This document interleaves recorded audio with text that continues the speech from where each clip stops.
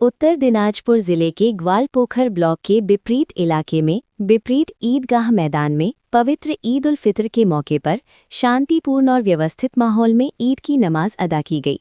सुबह से ही हजारों की संख्या में नमाजियों ने ईदगाह मैदान में जमा होकर ईद की नमाज में शामिल होकर दुआ की।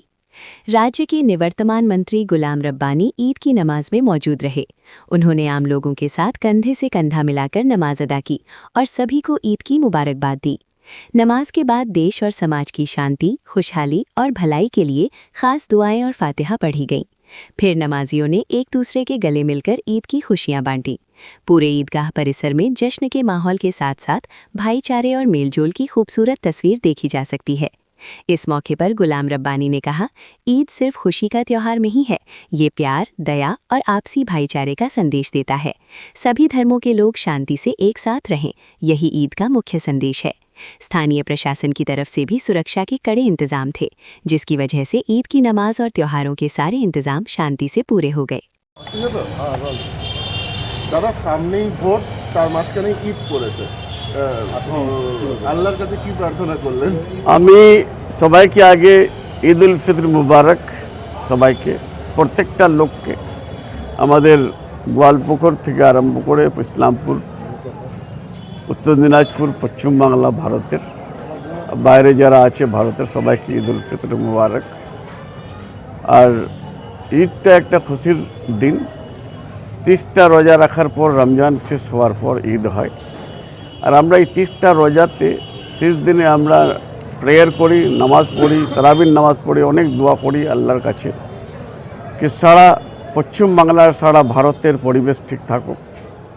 যেটা হিন্দু মুসলিমের, শিখ ইসাইয়ের কয় হাজার বছর থেকে আমরা একসঙ্গে আছি। এটা যেটা সঙ্গম, এই সঙ্গমটা সবসময় জুড়ে থাকার, মজবুত থাকার দরকার। আর আমরা সবসময় প্রার্থনা করি যে আমাদের আগামী দিনটা ভালো করে যায় আর আমরা খুশির পায়গামটা সব জায়গায় পৌঁছাতে পারি। হ্যাঁ, মাঝখানে ইলেকশন ডিক্লেয়ার করা হয়েছে।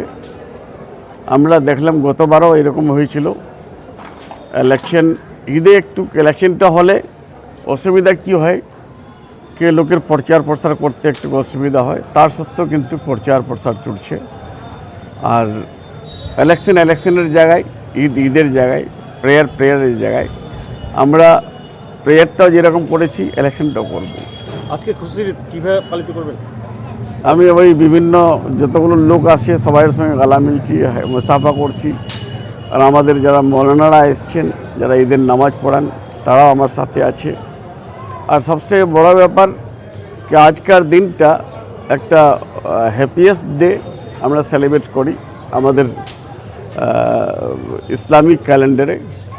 এই দিনটা ইতিহাস আছে। এই দিনটার সবথেকে বড় ব্যাপার, খুশির ব্যাপার আছে, আমাদের রেড রোডও ঈদের নামাজ হচ্ছে।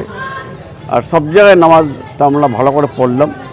এটাই আমাদের আল্লাহর কাছে আমাদের প্রার্থনা ছিল যে আমরা ঈদের নামাজটা ভালো করে পড়তে পারি, ঈদের নামাজটা ভালো করে পড়তে পারি। মানে বিষয়টা হচ্ছে, এটা হলো মুসলিম ধর্মাবলম্বীদের সবথেকে বড় উৎসব। এবং আমি যেটা বলছিলাম, ভোট আজকে প্রচার করবেন না এলাকার মানুষের সঙ্গে কাটাবেন বা পরিবারের সঙ্গে কাটাবেন? লোকের সঙ্গে মেলামেশাটা তো প্রচার হল, এর থেকে বড় প্রচার কি হতে পারে? একটা লোকের সাথে যদি আমি গলা মিলাই, হ্যান্ডশেক করি, সালাম করি, ঈদ মুবারক বলি, এর থেকে বড় প্রচার হতে পারে না। আর আমরা ঈদটা সবাই পালন করি, হিন্দু, মুসলিম, শিখ, ইসাই, বিভিন্ন ধর্মের লোক আসবে, দেখবেন আপনি, গালা মিলবে, এবার মুসাফা করবে। আর সবাইকে আমরা ঈদ বলি, বড় ঈদ মুবারক। বিভিন্ন ধর্মের লোকের সঙ্গে বিভিন্ন দলের লোক আসলেও গলা মিলাবেন। আমাদের পবিত্র মাস, আজকে আমরা ঈদ পালন করলাম। আমার তরফ থেকে সবাইকে ঈদ মুবারক, ঈদের শুভেচ্ছা, অভিনন্দন। আপনাদেরকেও ঈদ মুবারক, কি আজকে আপনার বিপরীতের ঈদগাতে আসছেন। আমরা একসঙ্গে সবাই ঈদের নামাজ পড়লাম। আমরা খুব ভালো লাগলো আমাদেরকে। এই তেহবারটা আমাদের খুব বড় তেহবার। আমাদের 12 মাসের মধ্যে 1 মাস আসে, এটাকে আমরা ভালো করে পালন করি আর ভালো করে ইবাদত করি। আমরা এই মাসে রোজা রাখি, তারাবি নামাজ পড়ি, কোরআন পাকের ইবাদত করি আমরা। সেই জন্য এই মাসটা আমাদের খুব পবিত্র মাস। সেই জন্য আমি আপনার এই চ্যানেলের মাধ্যমে সবাইকে বলবো যে ঈদ আবার যেন আমরা সবাই জীবিত থাকি, সবাই যেন ভালো থাকি, সবাই যেন সুস্থ থাকি, আবার সামনে যেন ঈদ নামাজ একসঙ্গে সবাই মিলেঝুলে পড়তে পারি। এটাই আপনার চ্যানেলের মাধ্যমে আমার বার্তা থাকবে। আর সবাই যেন শান্তিভাবে থাকে পশ্চিম বাংলায়, এটার জন্য আমরা দোয়া করলাম ঈদে আজকে। আমাদের ভারতের জন্য সবাই মিলেঝুলে আমরা থাকি, এটার জন্য আমরা দোয়া করলাম আজকে ইমাম সাহেবের পিছনে।